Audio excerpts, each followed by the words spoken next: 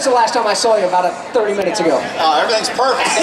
Just get ready for this big race, and it's fun to come out here to the start-finish line and look at all the people and talk to them. And that was a good interview you had with Martin. I like listening. Oh, you've been back there? You could have come out. I've been back there listening to it. That's cool. You could have came out here. No, it's all right.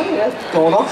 What's going on with yourself? How are things? Everything's real good right now. I've been off for a couple of weeks, and now we're here at Talladega, then on to Kansas City, and the year goes on, but I think we're all looking forward to see what's going to happen today. This is going to be a key race. It's a little easier on the drivers since it's the middle race of the round of 12, not the last race. So if they have a problem here, a big wreck or something, they got another race to try to make up the loss. But I'm interested in seeing what's going to happen. And then everybody's thinking about Homestead too, the last race. It's fun to go down there. Every time I get to go down there, I feel like I'm on some type of vacation because we're staying on the ocean. It's just a cool time. If you've never been to Homestead Miami Speedway, we encourage you come down and visit us at Ford Championship Weekend. Love to have you down there. There's a lot worse places to be at the end of November than down at the mouth of the Florida Keys. I'm telling you. So Martin Truex Jr. was just here. You said you were listening a little bit. He's a little bit down because he struggles at this place. What would you tell a driver? What did you do when you knew you had to strap in, get ready to race for 500 miles at Talladega? Well, I understand what he's saying because it's such an unknown track. He can go to an intermediate track like a Charlotte or a Michigan or a track like that and feel like he's in more control because it's all about the way the car's handling. It's all about pit strategy, stuff like that. This track is so big that you can have a car that's really not handling good and still be okay. And you can be out there just riding along and everything's good, and somebody has a problem up in front of you, and you get taken out, and that's the frustrating thing. It's a lot of unknowns here at Talladega, but man, I'll tell you what, it is fantastic to watch. But I think what he's basically concerned about, his luck here hasn't been well because he's had super fast cars. Let me back up, that's another thing. A lot of guys, when you don't have a fast car, you're upset about that. But he's always had a fast car, but he's got it in issues, had problems, wrecks, whatever. That's what he's talking about. He's not talking about, I don't run good here, I don't know how to drive this track.'s not saying none of that. He's saying the luck has been really bad, and that can happen right here. You've known a thing or two about having some bad luck here, too. Oh, I'm telling you what, the worst wreck I ever had in my life was right here at this start-finish line. 1993, me and the late Dale Sr. leading the race, and most of the day. Red flag came out with like 5 laps to go. It went back green, and we got past, but we ended up getting back up to the front, and him and I got together about coming through the tri-oval. We touched, I got sideways, and I flew across that start-finish line behind you, upside down with my roof down, in the air, 26 times end over end, I think it was. But the most famous thing is, I think I can say I'm one of the only drivers at Talladega that flew across the start-finish line upside down and still finished 5th or 6th, I think. You take it any way you get it. Yeah, you take it any way you can get it, that's right. I mean, did you ever get done with a race and go, damn, that was tough there? Yeah, I've done that many times, and there's many times I've won and go, man, I didn't deserve that. And I got out and I go, man, I got so lucky. And then somebody came up to me and said, hey, you got to take him any way you can get him, just like you just said. So that's the way it is in racing. But there's been a lot of nail biters. Bristol, Tennessee comes to mind. Martinsville, Virginia, my last race. I'm sitting there running second, right on the bumper of Jeff Gordon, and a piece of the racetrack flies up and goes right through his grill and knocks him out, puts me in the lead, and I go and win my 55th and final victory. So take him any way you can give him, I'm going to take him. Never going to give it back, though. Never going to give it back, that's right. Hey, hands up, questions for NASCAR Hall of Famer Rusty Wallace. We'll start, yes, sir. Yeah, I got a question. It seems like the racing here is less aero-dependent than it is on the intermediate tracks. You see all the cars with the bare bond, and like Bubba's car in July, the side was all torn off.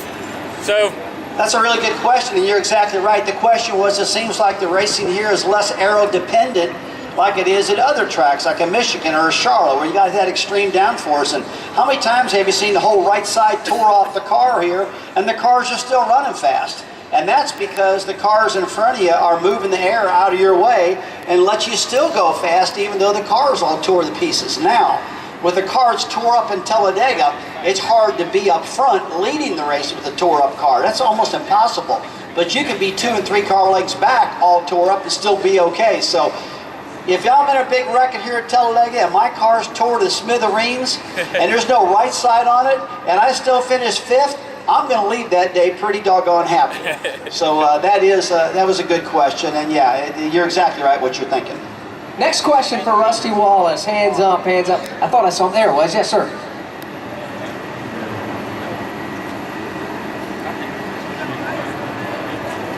He wants to know if I'm going to race today. No, I'm not going to race today, but I'll be up in that booth right above there with my comrades calling the race today. But I'll tell you, running here at Talladega was always a lot of fun for me. It wasn't really hard, but you were always on edge because you didn't know what was going to happen. The track is so big and so wide. Like I said earlier, almost everybody's cars handle really good here, enough that you can run 3 and 4 wide around here and not with a concern. You can't do that at a place like Daytona where it's still a 2.5-mile racetrack, but it's a lot narrower and it's harder to get the cars handling.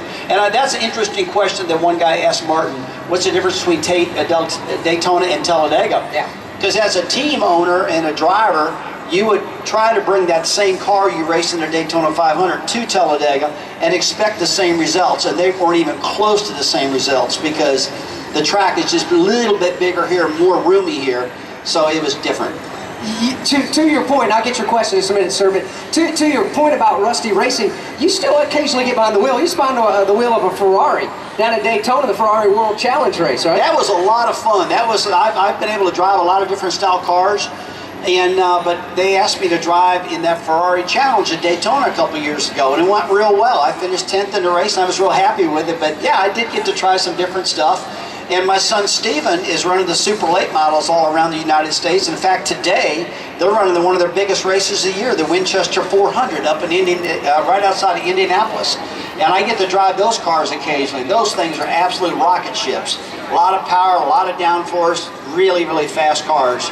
And but I do get to do a little bit, but nothing like it was when I was driving full time. Yeah, no doubt about that. Yes, sir, question. One more track, one more race, one more time. Where and what car would you want to drive? Oh, put that man, in there too. put that in there too. You know, people know me from winning a lot of short track races. When I was done, I had the most wins on the short tracks of anybody at the places like Bristol and Martinsville and Richmond. So I guess you would say I'd want to do one of those tracks again. But really, the granddaddy of them all is the Daytona 500, which kicks our year off. And even though early in my career I had some bad luck, the end of my career I had good luck at Daytona and ran good there. So I'd probably want to go back there. And of course, Alex, I'd want to get back on my old familiar number 2 car. That'd be for sure. That thing's fast. And talk about the 2 car.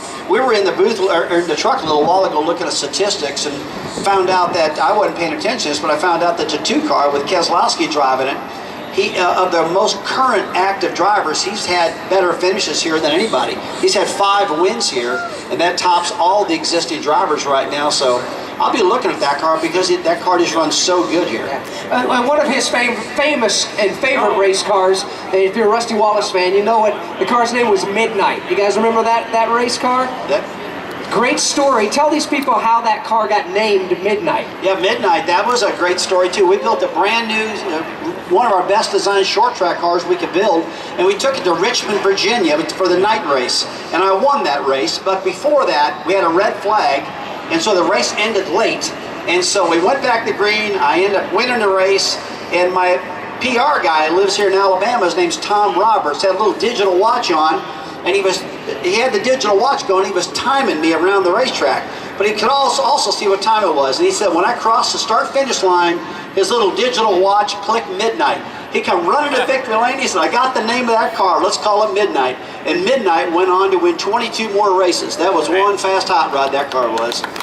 No doubt about it. Yes, sir, your question. I remember you used to do this with your hand. Was that a habit, or were you cramping up from gripping the steering wheel so tight? So the question was, and I'll do it like he did, you used to do this with your hand. I still do that. And what that is, it's my wrist feel like they got some tension in them.